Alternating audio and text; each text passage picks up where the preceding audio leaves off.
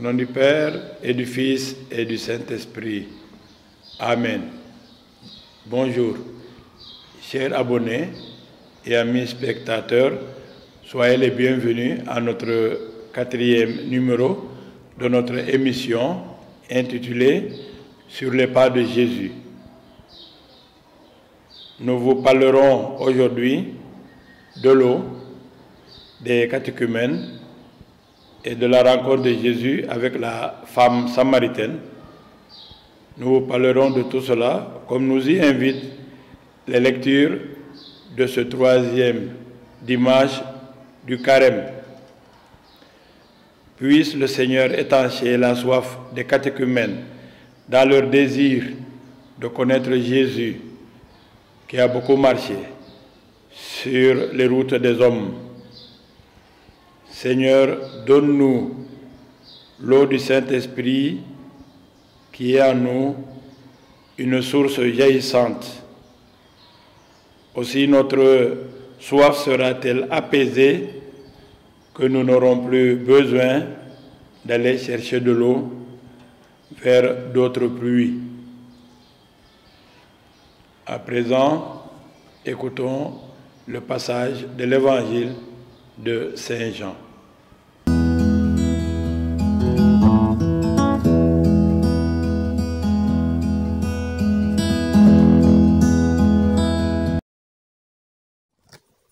Première lecture. Lecture du livre de l'Exode. En ces jours-là, dans le désert, le peuple manquant d'eau souffrit de la soif. Il récrimina contre Moïse et dit : « Pourquoi nous as-tu fait monter d'Égypte? Était-ce pour nous faire mourir de soif avec nos fils et nos troupeaux? » Moïse cria vers le Seigneur : « Que vais-je faire de ce peuple? Encore un peu et ils me lapideront. » Le Seigneur dit à Moïse : « Passe devant le peuple, amène avec toi plusieurs des anciens d'Israël, prends en main le bâton avec lequel tu as frappé le Nil, et va. Moi je serai là, devant toi, sur le rocher du mont Horeb. Tu frapperas le rocher, il en sortira de l'eau, et le peuple boira. » Et Moïse fit ainsi sous les yeux des anciens d'Israël. Il donna à ce lieu le nom de Massa, c'est-à-dire épreuve, et Mériba, c'est-à-dire querelle, parce que les fils d'Israël avaient cherché querelle au Seigneur, et parce qu'il l'avait mis à l'épreuve en disant : « Le Seigneur est-il au milieu de nous, oui ou non ?» Parole du Seigneur.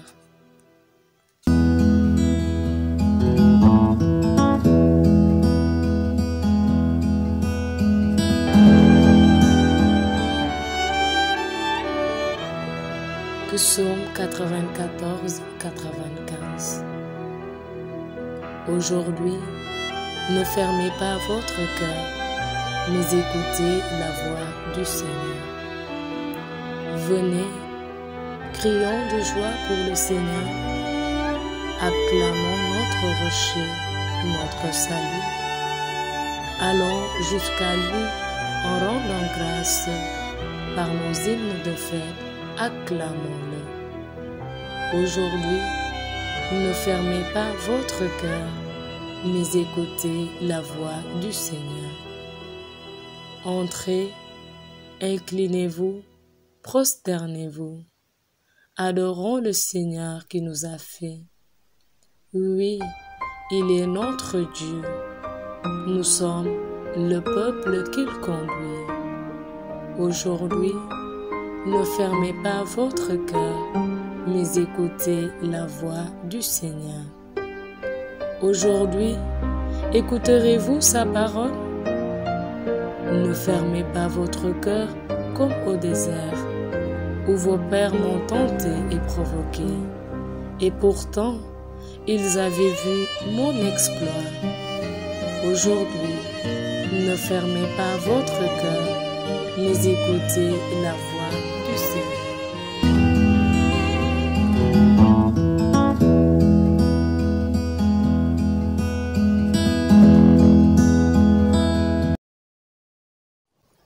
Deuxième lecture. Lecture de la lettre de Saint Paul apôtre aux Romains. Frères, nous qui sommes devenus justes par la foi, nous voici en paix avec Dieu, par notre Seigneur Jésus-Christ, lui qui nous a donné par la foi l'accès à cette grâce dans laquelle nous sommes établis. Et nous mettons notre fierté dans l'espérance d'avoir part à la gloire de Dieu.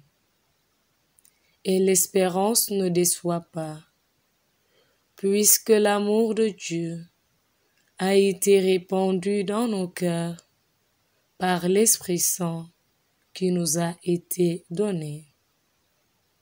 Alors que nous n'étions encore capables de rien, le Christ, au temps fixé par Dieu, est mort pour les impies que nous étions. Accepter de mourir pour un homme juste, c'est déjà difficile. Peut-être quelqu'un s'exposerait-il à mourir pour un homme de bien?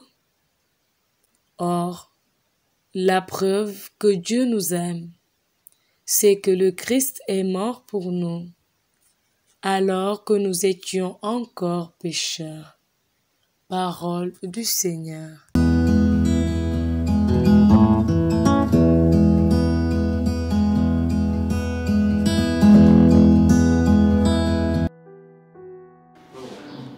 Évangile de Jésus-Christ selon saint Jean. Jésus, arrivé à une ville de Samarie appelée Sychar, près du terrain que Jacob avait donné à son fils Joseph, et où se trouve le puits de Jacob. Jésus, fatigué par la route, s'était assis là, au bord du puits. Il était environ midi. Arrive une femme de Samarie qui venait puiser de l'eau. Jésus lui dit, « Donne-moi à boire. » En effet, ses disciples étaient partis à la ville pour acheter de quoi manger. La Samaritaine lui dit, « Comment, toi qui es juif, tu me demandes à boire, à moi, une Samaritaine? » En effet, les Juifs ne veulent rien avoir en commun avec les Samaritains. Jésus lui répondit, « Si tu savais le don de Dieu, si tu connaissais celui qui te dit, « Donne-moi à boire », c'est toi qui lui aurais demandé et il t'aurait donné de l'eau vive. » Elle lui dit, « Seigneur, tu n'as rien pour puiser et le puits est profond. Avec quoi prendrais-tu l'eau vive? Serais-tu plus grand que notre père Jacob, qui nous a donné ce puits et qui en a bu lui-même avec ses fils et ses bêtes? » Jésus lui répondit, « Tout homme qui boit de cette eau aura encore soif. Mais celui qui boira de l'eau que moi je lui donnerai n'aura plus jamais soif. Et l'eau que je lui donnerai deviendra en lui source jaillissante pour la vie éternelle. La femme lui dit, Seigneur, donne-la-moi cette eau, que je n'ai plus soif, que je n'ai plus à venir ici pour puiser. Je le vois, tu es un prophète. Alors explique-moi, nos pères ont adoré Dieu sur la montagne qui est là, et vous les Juifs, vous dites que le lieu où il faut l'adorer est à Jérusalem. Jésus lui dit, Femme, crois-moi, l'heure vient où vous n'irez plus ni sur cette montagne ni à Jérusalem pour adorer le Père. Vous adorez ce que vous ne connaissez pas. Nous adorons, nous, celui que nous connaissons, car le salut vient des Juifs. Mais l'heure vient, et c'est maintenant où les vrais adorateurs adoreront le Père en esprit et vérité. Tels sont les adorateurs que recherche le Père. Dieu est esprit, et ce qu'il adore, c'est en esprit et vérité qu'ils doivent l'adorer. La femme lui dit, je sais qu'il vient, le Messie, celui qu'on appelle Christ. Quand il viendra, c'est lui qui nous fera connaître toutes choses. Jésus lui dit, moi qui te parle, je le suis. Beaucoup de Samaritains de cette ville crurent en Jésus lorsqu'ils arrivèrent auprès de lui. Ils l'invitèrent à demeurer chez eux. Il y resta 2 jours. Ils furent encore beaucoup plus nombreux à croire à cause de ses propres paroles. Et il disait à la femme, ce n'est plus à cause de ce que tu nous as dit que nous croyons maintenant. Nous l'avons entendu par nous-mêmes. Et nous savons que c'est vraiment lui, le Sauveur du monde. Acclamons la parole de Dieu. Nous rendons grâce à Dieu.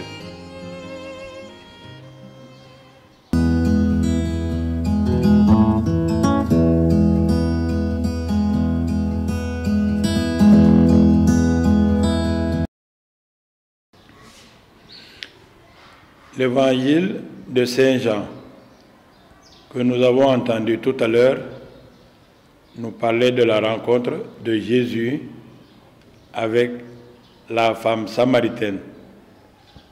Nous parlait également du don de l'eau vive. Jésus était arrivé après une longue marche sur le chemin des hommes dans une ville de Samarie appelée Sychar. Comme il avait soif, il est allé auprès d'un puits que le patriarche Jacob avait creusé.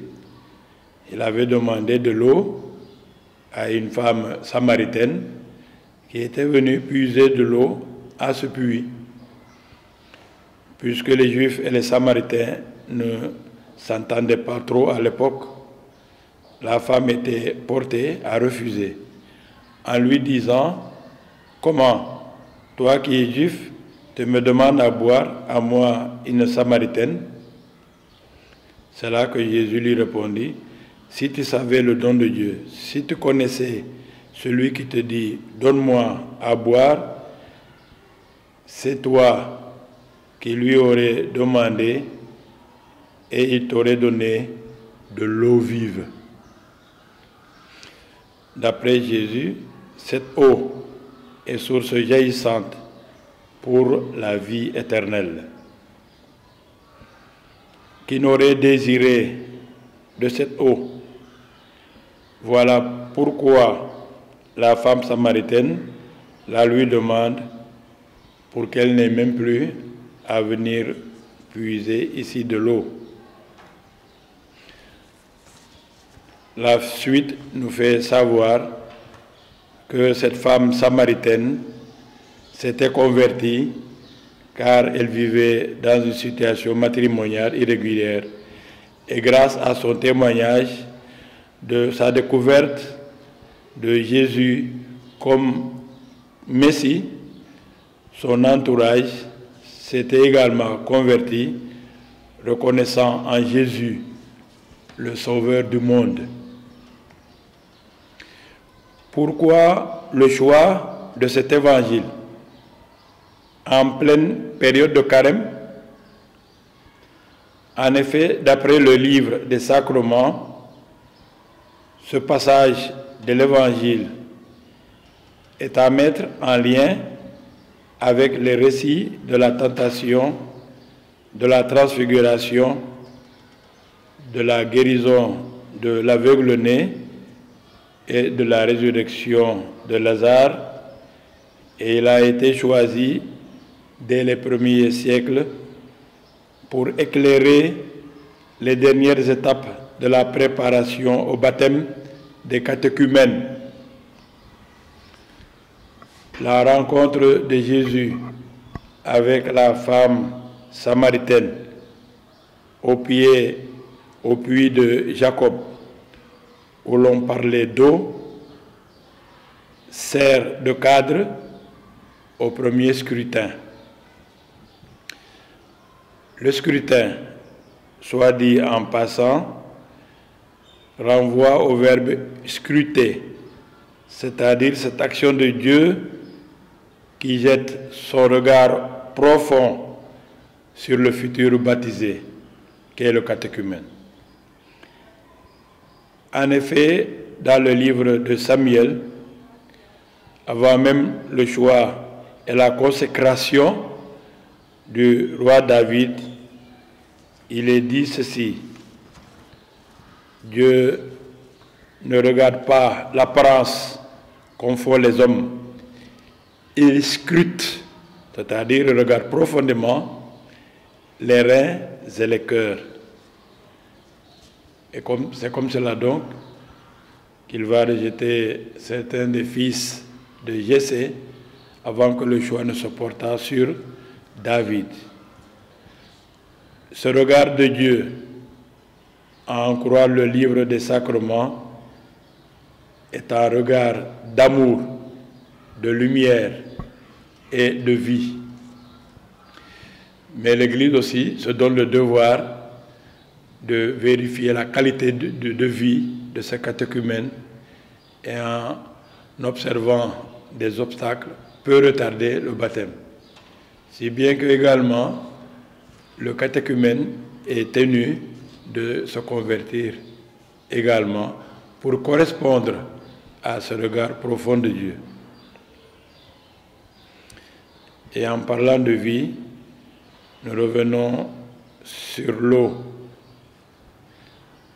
D'après l'écrivain Saint Antoine de Saint-Exupéry, l'eau n'est pas seulement source de vie, elle est la vie. Vous vous rappelez, Saint Antoine de Saint-Exupéry, aviateur, était perdu au désert et comme il avait soif, pour être resté des jours sans boire, un bédouin lui a donné à boire, lui a donné donc la vie. Nous sommes tenus de croire car sans eau, pas de vie. Aussi Dieu se sert-il de l'eau pour donner la vie, comme il le fit d'ailleurs au désert quand il étanchait la soif du peuple hébreu qui a failli mourir au désert à cause d'une grande soif par manque d'eau. Dieu se sert de l'eau pour donner la vie d'être son enfant à celui qui reçoit le baptême. Il est heureux de savoir que le mot baptême vient d'un mot grec baptizo, baptisène, qui veut dire laver avec de l'eau ou plonger dans l'eau. Ce qui veut dire donc que les catéchumènes, quand ils seront baptisés à Pâques, c'est-à-dire lavés ou plongés dans l'eau, ou bien à un autre moment, recevront la vie de Dieu. Autrement dit, Dieu fait passer sa grâce par la matière de l'eau qui donne la vie afin de communiquer sa vie à celui qui reçoit le baptême. Car l'on disait autrefois que le sacrement est un signe efficace qui produit la grâce de ce qu'il signifie. Et si l'eau signifiant la vie donne également la grâce de devenir enfant de Dieu en recevant la vie de Dieu même. Et c'est la raison pour laquelle l'on dit que le baptême est une nouvelle naissance. Et c'est la foi qui nous le fait dire.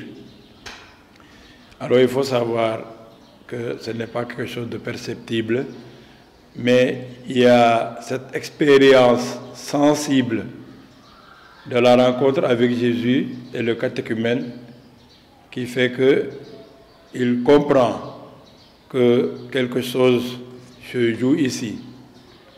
Et c'est l'expérience que fit justement la femme samaritaine quand il a rencontré Jésus au puits de Jacob. Maintenant, tirons quelques leçons pour conclure. Que les catéchumènes soient bien instruits de l'importance de l'eau dans le rite du sacrement du baptême, qui est une nouvelle naissance. Que ceux qui ne sont pas encore baptisés sachent qu'ils ont aussi le baptême de désir, et que si jamais leur vie finissait avant même qu'ils ne reçoivent le baptême d'eau, ils recevront également les honneurs de funérailles chrétiens. Je signale par ailleurs qu'il y a le baptême de sang, le plus fort, le baptême des martyrs. Mais nous nous en tenons au baptême d'eau, celui-là même que nous connaissons par expérience. Autre leçon, la femme samaritaine s'est convertie au contact de Jésus. Que ce carême aussi nous donne de rencontrer Jésus à travers le sacrement de confession de l'Eucharistie, nous permette de nous rappeler également notre propre baptême, surtout lorsque nous participerons au baptême des catéchumènes et même des enfants. Que nous nous convertissions donc au contact de Jésus comme le fit la femme samaritaine.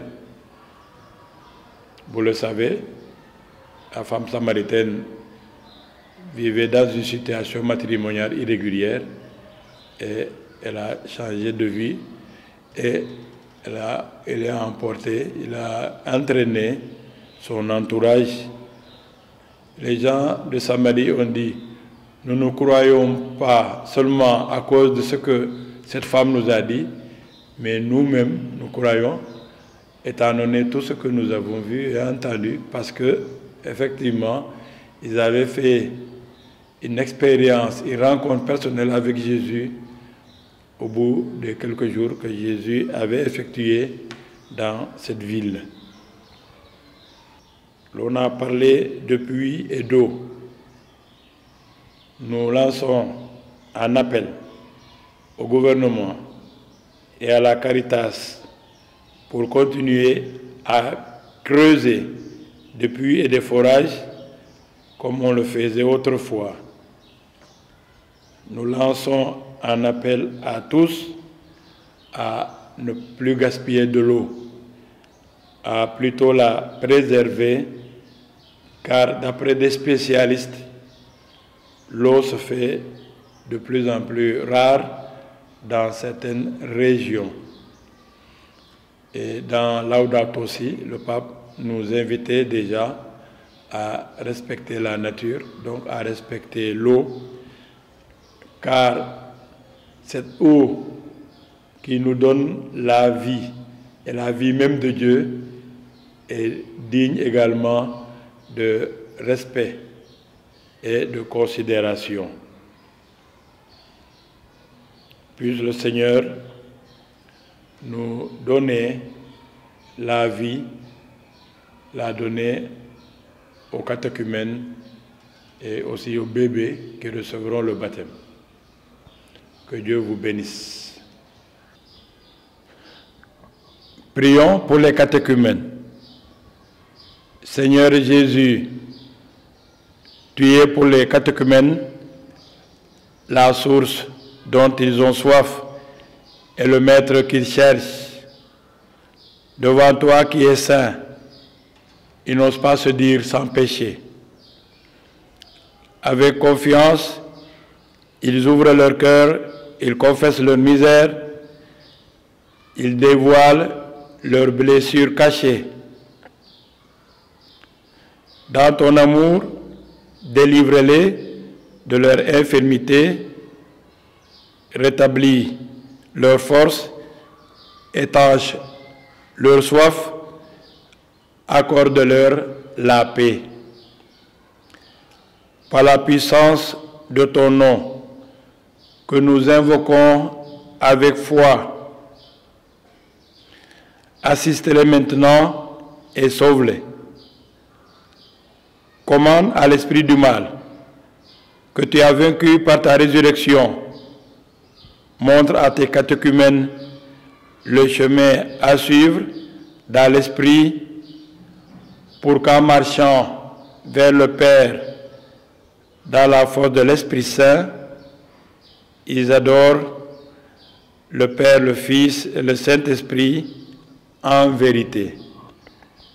Amen. Et pour vous, chers abonnés, amis spectateurs, nous portons cette prière. Qu'en désirant le don de Dieu, vous aspiriez de tout votre cœur à l'eau vive qui jaillit en vie éternelle. Au nom du Père et du Fils et du Saint-Esprit. Amen.